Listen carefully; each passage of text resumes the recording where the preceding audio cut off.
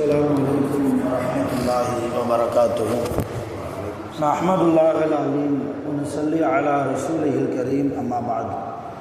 அன்பான பெரியோர்களே, ஜமாத்தார்களே, அல்லாஹ்வின் அருளால் ஃபஜ்ருடைய தொழுகையை தொழுதுவிட்டு நன்மையான காரியங்களை குறித்து பேசுவதற்காக கேட்பதற்காக நாம் எல்லாம் அமர்ந்திருக்கிறோம். அல்லாஹ் ஜல்ல ஷானஹு வ தஆலா நம்முடைய எல்லா இபாதத்துகளையும் பரிபூர்ணமாக ஏற்றுக்கொள்வானாக. ஆமீன். ஹைர் பரக்கத்துகள் நிறைந்த நாளாக, கெட்ட முடிவுகளை விட்டும் முசீபத்துகளை விட்டும் அல்லாஹ்வின் படைப்புகளின் தீங்குகளை விட்டும் பாதுகாப்பு பெற்ற நாளாக வல்ல ரஹ்மான் இந்த நாளை நமக்கு அமைத்து தருவானாக. ஆமீன். சங்கையான பெரியோர்களே, ஈமானுக்கு அடிப்படை விஷயம் ஒரு மனிதர் அல்லாஹ்வையும் அல்லாஹ்வுடைய ரசூலையும் நேசிப்பது தான். அல்லாஹ்வை நேசிக்க வேண்டும், அல்லாஹ்வுடைய ரசூலையும் நேசிக்க வேண்டும்.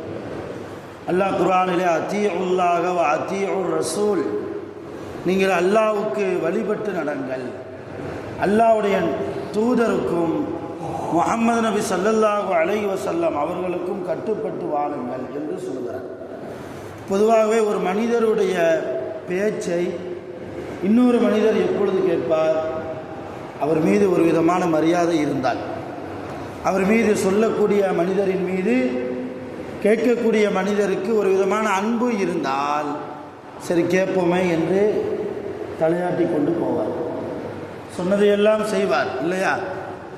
இதைவிட பன்மடங்கு அளவு நாம் அல்லாஹ்வின் மீதும் அல்லாஹ்வுடைய ரசூலின் மீதும் அன்பு வைக்க வேண்டும். அப்படி அல்லாஹ்வின் மீதும் அல்லாஹ்வுடைய ரசூலின் மீதும் நாம் அன்பு செலுத்தக்கூடியவர்களாக, அவர்களை நேசிக்கக்கூடியவர்களாக நாம் மாறிவிட்டால், அல்லாஹ் குர்ஆனில் இப்படி வாழுங்கள் என்று எப்படியெல்லாம் சொன்னானோ அதுவெல்லாம் நமக்கு எந்த விதத்திலும் கடினமாகவே தெரியாது. அல்லாஹ் வட்டி வாங்கக்கூடாது என்று சொல்கிறான், விபச்சாரத்தில் ஈடுபடாதீர்கள் என்கிறான், மது குடிக்காதீர்கள் என்கிறான். இதெல்லாம் இன்றைக்கி ரொம்ப கஷ்டமாக இருக்குது முஸ்லீம்களுக்கு. இப்படிலாம் வாழ முடியுமா இந்த காலத்தில் என்று கேட்கிறோம் என்றால் இதற்கு அடிப்படை காரணம் அல்லாஹ்வை நேசிக்கவில்லை, அல்லாஹ்வுடைய ரசூலை இன்னும் நேசிக்க நாம் ஆரம்பிக்கவில்லை. சஹாபாக்கள் எப்படியெல்லாம் அல்லாஹ்வுடைய ரசூலையும் அல்லாஹ்வையும் இந்த தீனுல் இஸ்லாம் என்கிற மார்க்கத்தையும் நேசித்தார்கள். வரலாறில் பார்க்குறோம், ஹதீஸு பத்ர் போர் நடந்ததற்கு பின்னால்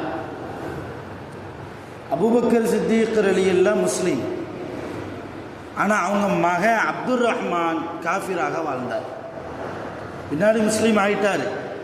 பத்ர் முடிந்ததற்கு கொஞ்ச நாளைக்கு அப்புறம் அது வரைக்குமே அவர் காஃபிராகத்தான் இருந்தார். யார்? அப்துர் ரஹ்மான், ஆயிஷா ரலியல்லாஹுடைய அண்ணன், அஸ்மா ரலியல்லாஹுக்கு அண்ணன் அப்துர் ரஹ்மான் ரலியல்லாஹு. அவங்க அப்போ காஃபிராக இருந்தாங்க. அந்த நேரத்தில் ஒரு தடவை அப்துர் ரஹ்மான் அவங்க அத்தாவை பார்த்து சொன்னாங்க, என் அருமை தந்தையே, பத்ர் போர் நடந்தது ஞாபகம் இருக்கிறதா? அபூபக்கர் ரலியல்லாஹு சொன்னாங்க, அது எப்படி மறக்க முடியும்? முஸ்லீம்கள் வெறும் 313 பேர் தான் நாங்கள் இருந்தோம், ஆனால் உங்களுடைய எதிரிப்படை 1000 பேர். எங்கள் கையில் பலமான ஆயுதங்கள் எதுவுமே இல்லை, அல்லாஹ் தான் எங்களுக்கு பலமாக இருந்தான் அந்த போரில். அந்த போரை மறக்க முடியாதப்பா, ஏன் திடீர்னு இப்போ அதை பற்றி கேட்குறியே, என்ன விவரம்னு கேட்டாங்க. இப்போ அப்துர் ரஹ்மான் சொன்னார், என் அருமை தந்தையே, பத்ர் போர்க்களத்தில் நான் எதிரி கூட்டத்தில் இருந்தேன், இப்போதும் உங்களுக்கு நான் எதிரியாகத்தான் இருக்கிறேன். போர் செய்து கொண்டிருந்த போது நீங்கள் என் பக்கத்தில் இருந்தீர்கள். போரில், பத்ர் போரில் எதிரிகளோடு முஸ்லீம்கள் காஃபிர்களோடு, காஃபிர்கள் முஸ்லீம்களோடு சண்டை போட்டு கொண்டிருக்கிற அந்த நேரத்தில் நான் பார்த்தேன், என் பக்கத்தில் நீங்கள் நின்னீங்க. அப்துர் ரஹ்மான் சொல்கிறார், என் பக்கத்தில் என்னுடைய கொள்கை எதிரியாக நீங்கள் இருக்கிறீர்கள். எனக்கு ரொம்ப அருகாமையில், நான் நினச்சா உங்களை என்ன செஞ்சுருக்கலாம்? வெட்டியிருக்கலாம், உங்கள் கதையை முடிச்சிருக்கலாம், உங்கள் உயிரை எடுத்திருக்கலாம். ஆனால் வெட்டுறதுக்கு தான் வந்தேன், வாளை ஓங்கினேன், ஆனால் என் பாசம் எனக்கு கண்ணை மறைத்து விட்டது. என்னை பெற்றெடுத்த தந்தை இல்லையா? எனக்கு அறிவு சொல்லி கொடுத்த தந்தை இல்லையா? அதனால் அந்த பாசம் எனக்கு கண்ணை மறைத்ததால் நான் உங்களை வெட்டாமல் வந்துவிட்டேன். அபூபக்கர் ரலியல்லாஹு கேட்டாங்களா, அப்படியா? பத்ர் போர்க்களத்தில் என் பக்கத்தில் நின்றியா? ஆமாம் நின்னேன். என்னை வெட்டுவதற்கு எல்லா வாய்ப்பும் உனக்கு இருந்ததா? ஆமாம் இருந்தது. பாசத்தினால் போய்விட்டாயோ? ஆமாம் போயிட்டேன். அபூபக்கர் ரலியல்லாஹு அதுக்கப்புறம் தான் சொன்னாங்க, வல்லாஹி லவ்ரா ஐ தூக்க, அல்லாஹ்ங்க சத்தியமாக சொல்கிறேன், நீ என்னைய பார்த்த மாதிரி நான் உன்னைய பார்த்துருந்தா மகன் மண்ணாங்கட்டிலாம் நான் பார்த்துருக்க மாட்டேன்னாங்க அபூபக்கர் சித்திக் ரலியல்லாஹு. என் அல்லாஹ்வுக்காக என் ரசூலுக்காக நான் தழுவிருக்கிற என்னுடைய மார்க்கத்திற்காக நான் பெற்றெடுத்த மகனாக இருந்தாலும் சரி நான் பலி கொடுப்பதற்கு தயங்கியிருக்க மாட்டேன், உன்னை வெட்டியிருப்பேன்னாங்க செய்த அபூபக்கர் சித்திக் ரலியல்லாஹு. இன்னைக்கு யாராவது சொல்லுவோமா, நம்ம மகனை இன்னைக்கு மார்க்கத்திற்காக ஒரு சமுதாயத்திற்காக அல்லாஹ்வுக்காக ரசூலுக்காக அல்லாஹ்வுடைய ரசூலுடைய கல்வியை படிப்பதற்காக ஆலிமாக மாற்றுவதற்கு கூட இன்றைக்கி நம்ம தயங்கி போய் நிற்கிறோம் நம்ம பிள்ளைகள. காரணம், ஆலிமாக போயிட்டால் என்னத்தை கிடைக்க போகுது நாளைக்கு என்றெல்லாம் உலக ரீதியாக பொருளாதார ரீதியாக யோசித்ததாலே, அல்லாஹ்வுடைய அன்பு இன்னும் நமக்கு முழுமையாக கிடைக்காததாலே, அல்லாஹ்வை நேசிக்காததால், அல்லாஹ்வுடைய ரசூலுடைய பிரியத்தினுடைய அந்த வெளிப்பாடை நாம் அனுபவிக்காததால் இன்றைக்கி நம்ம மேலோட்டமான வாழ்க்கையை வாழ்ந்து கொண்டிருக்கிறோம். சரி, அபூபக்கர் சித்திக் ரலியல்லாஹு சொன்னாங்க, உன் இடத்துல நான் இருந்தால் உன்னை நான் மகன்லாம் பார்த்துருக்க மாட்டேன், கண்டிப்பாக என் ரசூலுக்காக என் அல்லாஹ்வுக்காக உன்னை நான் பலி கொடுத்திருப்பேன். நான் பெற்ற மகனை பலி கொடுத்திருப்பேன்னு அந்த சொல்லக்கூடிய அந்த வார்த்தை இருக்கிற என்ன புரியுது, உன்னை விட எனக்கு அல்லாஹ் ரசூல மேல், உன்னை நான் பெற்றிருக்கலாம், பால் ஊட்டி சீராட்டி பாசத்தை காட்டி அன்பை காட்டி எல்லாம் வளர்த்துருக்கலாம், ஆனால் எனக்கு பிள்ளையா அல்லாஹ் ரசூலா என்று வருகிற போது எனக்கு அல்லாஹ் ரசூல் தான் என்கிற முடிவில் சஹாபாக்கள் இருந்தார்கள். அது போன்ற வாழ்க்கையை நாம் வாழ்கிற போது அருமையானவர்களே, அல்லாஹ்வுடைய சோதனை என்பது நமக்கு கிடைக்காது. அல்லாஹ்வுடைய வெற்றியை நாம் ஒவ்வொரு நாளும் அல்லாஹ்வுடைய நிஅமத்தை அருளை நாம் அனுபவிக்கக்கூடியவர்களாக மாறும்.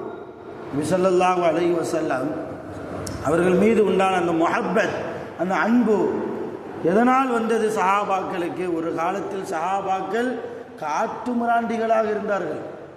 காட்டு மிராண்டிகள், மனிதர்களா இவர்களெல்லாம் என்று சொல்லக்கூடிய அளவுக்கு தான்றோன்றித்தனமான வாழ்க்கை. எல்லா நேரமும் சாராயம் குடிச்சுக்கிட்டு, எல்லா நேரமும் வாலிபர்கள் விபச்சாரத்தில் ஈடுபட்டு கொண்டு, சூதாட்டத்தில் ஈடுபட்டு கொண்டு, சிலை வணக்கங்களில் இப்படியே அசிங்கமான காரியங்களில் ஈடுபட்டு கொண்டிருந்த ஒரு சமூகத்தை நபி ஸல்லல்லாஹு அலைஹி வஸல்லம் எப்படி கொண்டு வந்தாங்க?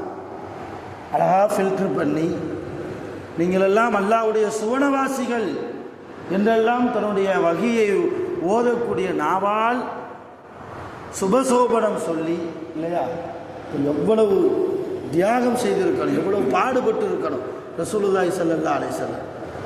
மக்கால சாராயத்துக்கு அடிமையாக இருந்தாங்க. மக்காலையும் மதீனாவிலையும் சஹாபாக்கள் எப்படி உருவாக்குனாங்க? அல்லாஹ்வும் அல்லாஹ்வுடைய ரசூலும் சாராயத்தை ஹராமாக்கிட்டாங்கன்னு சொன்ன உடனே டின்னா வச்சுருந்த சாராய அந்த ட்ரம்மெல்லாம் என்ன செஞ்சுட்டாங்க? கீழே கவுத்தி விட்டாங்க. விபச்சாரத்தின் பக்கமே போவாதீங்கன்னு அல்லாஹ் குர்ஆனில் எச்சரிக்கை செய்த போது தன்னைத்தானே திருத்தி கொண்டார்கள். சில நேரங்களில் ஷைத்தானுடைய சூழ்ச்சியால் விபச்சாரத்தில் ஈடுபட்டாலும் கூட அதற்கு பாவ பரிகாரமாக அல்லாஹ்வுடைய ரசூலிடத்தில் வந்து, யார் ரசூல் அல்லாஹ், ஒரு சஹாபி வந்தார், மாயிஸ், அவர் பேர் மாயிஸ், வந்து தஹீர்னி யார் ரசூல் அல்லாஹ், என்னை சுத்தப்படுத்துங்கன்னார்.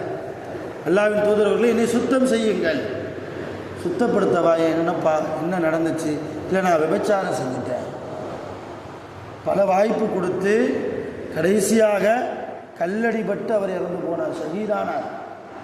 கல்லடிபட்டு அவர் உலகத்திலேயே அதற்குண்டான நான் தண்டனையை வாங்க வேண்டும், நாளை மறுமையில் அல்லாஹ்வுடைய தண்டனையை என்னால் பெற முடியாதே, கொடூரமான சிந்தனையால் சிந்தித்து பார்க்க முடியாத நரகத்திலே எப்படி நம்மால் தாங்கிக் கொள்ள முடியும் என்பதை விளங்கி உலகத்திலேயே அல்லாஹ்வுடைய ரசூலுக்கு முன்னால் ஒப்புக்கொண்டு தண்டனையை பெற்றுக்கொண்டார் மாயிஸ் என்கிற அந்த சஹாபி. அப்போ எல்லா மது என்கிற பாவத்தை, விபச்சாரம் என்கிற பாவத்தை, எல்லாவற்றிற்கும் மேலாக பெண் குழந்தையை உயிரோடு புதைக்கிற பாவத்தை, அதைவிட மேலாக அல்லாஹ்வுக்கு இணை வைக்கிற பெரும்பாவத்தை மக்காவிலும் மதீனாவிலும் அழித்து ஒழித்தார்கள் நபிகள் நாயகம் ஸல்லல்லாஹு அலைஹி வஸல்லம். கொஞ்சம் கொஞ்சமாக அழித்து ஒழிச்சாங்க. அனாச்சாரமான காரியத்தில் இருந்தவர்களை நல்ல பாதையின் பக்கம் கொண்டு வந்தாங்க, சுவனத்து பாதையின் பக்கம் கொண்டு வந்தாங்க. அதனால தான் இந்த பாவங்களை எல்லாம் அழித்து ஒழித்ததால் தான் நபி ஸல்லல்லாஹு அலைஹி வஸல்லம் அவர்களை குறித்து மௌலித நம்ம என்ன பாடுறோம்? சலாமு அலைக யா மாஹித் துனூபி, பாவங்களை அழிக்கக்கூடிய மாணவியே உங்கள் மீது சலாம். இந்த இடத்துல பாவம்னா தொழாமல் இருந்தால் பாவம், நோன்பு வைக்காமல் இருந்தால் பாவம் இல்லையா, விபச்சாரம் செஞ்சால் பாவம், இதெல்லாம் அல்லாஹ் மன்னிக்கக்கூடியது. தொழாமல் இருந்தால், நோன்பு வைக்காமல் இருந்தால், குர்ஆனை அவமதித்தால், இதுவெல்லாம் அல்லாஹ் மன்னிக்கக்கூடிய பாவம். அந்த பாவத்தை சொல்லலை. அனாச்சாரமான பாவங்களை ஒழிச்சாங்களா இல்லையா? சஹாபாக்கள் அப்படி பாவமான காரியங்களில் நீங்கள் இருக்கீங்க, வேண்டாம் இந்த பக்கம் வாங்கன்னு கூட்டு வந்தாங்களா இல்லையா? அந்த வரலாறை ஆதாரமாக வைத்து தான் நம்ம மௌலிதில் என்ன செய்கிறோம்? பாவங்களை அழித்த நபியே, குஃப்ரை அழித்த நபியே, சாராயத்தை அழித்த நபியே, விபச்சாரத்தை அழித்து ஒழித்த நபியே, சூதாட்டத்தை அழித்து ஒழித்த நபியே, பெண் குழந்தைகளுடைய மாண்பை எடுத்து கூறி பெண் குழந்தையினுடைய அந்த கொலையை, சிசு கொலையை அழித்த நபியே உங்கள் மீது சலாம்னு சொல்கிறோம். இதில் என்ன ஷிர்க் வந்துருச்சு? இதில் என்ன இணை வைப்பு வந்துருச்சு? இதில் எங்கே அல்லாவுடைய ரசூல் அல்லாவுடைய இடத்துல போய் நம்ம வச்சுட்டோம்? அருமையான பெருமக்கள், போன்று நிறைய வரலாறுகளை நாம் புரிந்து கொள்ள வேண்டும். நிறைய வரலாறுகள் நபி ஸல்லல்லாஹு அலைஹி வஸல்லம் அவர்கள் குறித்து நாம் தெரிய வேண்டிய விஷயங்கள் அதிகம் இருக்கிறது. அதனால தான் முஹம்மது ரசூலுல்லாஹி ஸல்லல்லாஹு அலைஹி வஸல்லம் அவங்கள பற்றி அல்லாஹ் குர்ஆனில் சொல்வான், வலவ் அன்னஹும் இஸ் ஸலமு அன்ஃபுஸஹும் ஜாஊக. ஒரு மனிதர் அவர் தனக்குத்தானே தீமை செய்கிறார், தொழாமல் இருக்கிறாரு, நோன்பு வைக்காமல் இருக்கிறாரு, அடுத்தவருக்கு இடைஞ்சல் கொடுக்குறாரு, சாராயம் குடிக்கிறாரு, இப்படி நிறைய பாவங்கள் செய்து தன்னுடைய ஆன்மாவுக்கு தானே தீங்கு செய்கிறார். அவர் அல்லாஹ்ட்ட தௌபா கேட்குற விஷயமா அல்லாஹ் சொல்கிறான். அவர் தௌபா கேட்குறதாங்கன்னா முதல்ல என்ன செய்யணும்? ஜாஊக, நபியே உங்களிடத்தில் முதல்ல வரணும், நீங்கள் இருக்கிற இடத்துல வரணும். வந்து என்ன செய்யணும்? அவர் ஃபஸ்தக்ஃபிருல்லாஹ, அவரை உங்கள் இடத்துக்கு வந்து அல்லாஹ்விடத்தில் இஸ்திக்ஃபார் தேட வேண்டும். அதோடு மட்டும் இல்லை, வஸ்தக்ஃபர லஹுமுர் ரசூல், அந்த பாவிக்காக நீங்களும் நபியே நீங்களும் அந்த பாவிக்காக இஸ்திக்ஃபார் தேடினால் லவஜதுல்லாஹ தவ்வாபர் ரஹீமா, அல்லாஹ்வை அந்த மனிதர் தவ்வாபாக, அதாவது தௌபாவை ஏற்றுக்கொள்ளக்கூடியவனாக, இரக்கமுடையவனாக அந்த மனிதன் பெற்றுக்கொள்வான். அல்லாஹ் சொல்கிறான். நீங்கள் யோசிங்க, நான் பாவம் செய்கிறேன், பாவத்தை மன்னிக்கிறது அல்லாஹ் தான். நான் டைரெக்டாக 2 ரக்காத்து தொழுதையா அல்லாஹ், இந்த மாதிரி விபச்சாரம் செஞ்சேன், மது குடித்தேன், பொய் பேசினேன், தொழாமல் இருந்தேன், என் பாவத்தை மன்னிச்சிருன்னு கேட்கணும். அதுதானே முறை. ஆனால் அல்லாஹ் என்ன சொல்கிறான்? அநியாயம் செய்தவர்கள் என்கிட்ட மன்னிப்பு கேளுங்கன்னு சொல்லலை. யார் அநியாயம் செய்தார்களோ முதல்ல அவங்க வர வேண்டிய இடம் முஹம்மது நபி இருக்கிற இடம், அங்கே போகணும். அங்கே போய் அல்லாஹ்ட்ட அவர் தௌபா செய்யணும். அதோடு மட்டும் இல்லை, அந்த மனிதருக்காக அல்லாஹ்வுடைய ரசூலும் அல்லாஹ்ட்ட தௌபா கேட்கணும். அல்லாஹ் இந்த அடியான மன்னிச்சிடு, என் உம்மத்தில் உள்ள ஒரு மனுஷன் என் இடத்துக்கு வந்துட்டான், உன்னிடத்தில் தௌபா கேட்குறான், அவனுடைய பாவத்தை நினச்சி வருந்தி அவன் தௌபாவை ஏற்றுக்க, அவனை நல்ல சாலிகான மனிதனாக மாற்று அப்படின்னு யார் கேட்கணும்? அல்லாஹ்வுடைய ரசூல் நமக்காக கேட்கணும். அப்போ எவ்வளவு பெரிய இடத்தில் இருக்கிறார்கள் முஹம்மது ரசூலுல்லாஹி ஸல்லல்லாஹு அலைஹி வஸல்லம். அதனால தான் ஜியாரத்துக்கு போகக்கூடியவங்க, உம்ராவுக்கு ஹஜ்ஜுக்கு போனால் மதீனாவுக்கு போய் ரசூலுல்லாஹ் ஜியாரத்து செய்யக்கூடியவங்க சலாம் சொல்லிவிட்டு என்ன செய்கிறாங்க? அல்லாஹ்வுடைய ரசூல் உறங்கி கொண்டு இருக்கிற அந்த இடம், அல்லாஹ்வுடைய ரசூல் இருக்கிற அந்த இடம், அங்கே நின்று அல்லாஹ்ட்ட என்ன செய்கிறாங்க? தௌபா கேட்குறாங்க. காரணம் இந்த ஆயத்து, அதுக்காக தான் ஆதாரம். ஆனால் சில பேர் அங்கே போய் கையேந்துறதுனால அல்லாஹ்வுடைய ரசூல்கிட்ட தான் கபூர்கிட்ட தான் போய் கேட்குறாங்கன்னு தப்பாக நினைக்கிறாங்க. அவங்க யார்கிட்ட தான் கேட்குறாங்க? அல்லாஹ்ட்ட தான் கேட்குறாங்க. அல்லாஹ் என் பாவத்தை மன்னிச்சிரு, உன்னுடைய ஹபீபுடைய இடத்துல நின்று நான் கேட்குறேன், ஹபீபுடைய இடத்தில் நின்று நான் கேட்குறேன், உன்னுடைய ஹபீபின் பரக்கத்தால் உன் நபியின் பொருட்டால் என் பாவத்தை மன்னித்து விடுன்னு அல்லாஹ்ட்ட அவங்க கேட்குறாங்க. அதே நேரத்தில் அந்த அடியாருக்காக கபூரில் இருக்கக்கூடிய முஹம்மது ரசூலுல்லாஹி ஸல்லல்லாஹு அலைஹி வஸல்லம் அவங்களும் என்ன செய்கிறாங்க? அல்லாஹ்ட்ட தௌபா கேட்குறாங்க. அப்போ இவ்வளவு மாண்புக்குரிய முஹம்மது ரசூலுல்லாவை நேசிக்கணுமா வேண்டாமா? இந்த ரசூலுல்லாவை நமக்கு தலைவராக தந்த அல்லாஹ்வை நேசிக்கணுமா வேண்டாமா? அப்போ ஈமானுக்கு அடிப்படை அசலே தொழுகை அல்ல. கலிமா சொல்லி முஸ்லீமுக்குள்ளே வந்துட்டா அவர் முதல்ல என்ன செய்யணும்? அல்லாஹ் ரசூலை விரும்பணும். அதுக்கு பிறகு தான் நிறைய இபாதத்துலாம். நேசமில்லாத தொழுகை அது அல்லாஹ்வுக்கு பிரயோஜனம் இல்லை. அல்லாஹ் அதை ஏற்றுக்கிடவே மாட்டான். அல்லாஹ் மேலே நேசம் இல்லை, அல்லாஹ்வுடைய ரசூல் மேலே முஹப்பத் இல்லை. ஆனால் தான தர்மம் கொடுக்குறோம், நிறைய நன்மைகள் செய்கிறோம்னா அந்த இபாதத்துகளை அல்லாஹ் கபூல் செய்கிறது ரொம்ப சந்தேகம். அது அடிப்படை விஷயம். அல்லாஹ்வை நேசிப்போம், அல்லாஹ்வுடைய ரசூலை நேசிப்போம். உயிர் மூச்சு உள்ள வரைக்கும் அல்லாஹ்வையும் புகழ்ந்து அல்லாஹ்வுடைய ரசூலுடைய புகழையும் அடுத்த மக்களுக்கு மௌலிதின் மூலமாகவோ அல்லது மீலாதின் மூலமாகவோ பரப்பிக்கொண்டே இருப்போம். வல்ல ரஹ்மான் நம் அனைவருடைய வாழ்க்கையையும் ஒளிமயமான வாழ்க்கையாக, செழிப்பான வாழ்க்கையாக, பரக்கத்தான வாழ்க்கையாக அல்லாஹ் ஆக்கி தருவானாக. உலகத்தில் வாழ்கிற போது முசீபத்துகள் இல்லாமல், நோய் நொடிகள் இல்லாமல், ஆஃபியத்தோடு ஆரோக்கியத்தோடு மனராகத்தோடு மகிழ்ச்சியோடு இன்பத்தோடு நீண்ட ஆயுள் காலம் கொடுக்கப்பட்டு சாலிஹான அதிகமான நிறைய அமல்கள் செய்து மரணிப்பதற்கு வல்ல ரஹ்மான் நம் அனைவர்களுக்கும் தௌஃபீக் செய்வானாக. வஆகிரு தஅவானா அல்ஹம்துலில்லாஹி ரப்பில் ஆலமீன். சுப்ஹானல்லாஹி வ பிஹம்திஹி சுப்ஹானக்கல்லாஹும்ம வ பிஹம்திக அஷ்ஹது அன் லா இலாஹா இல்லா அன்த அஸ்தக்ஃபிருக வ அத்தூபு இலைக். ஆமீன். சுப்ஹான ரப்பிக ரப்பில் இஸ்ஸத்தி அம்மா யசிஃபூன். ஸலாமுன் அலல் முர்ஸலீன் வல்ஹம்துலில்லாஹி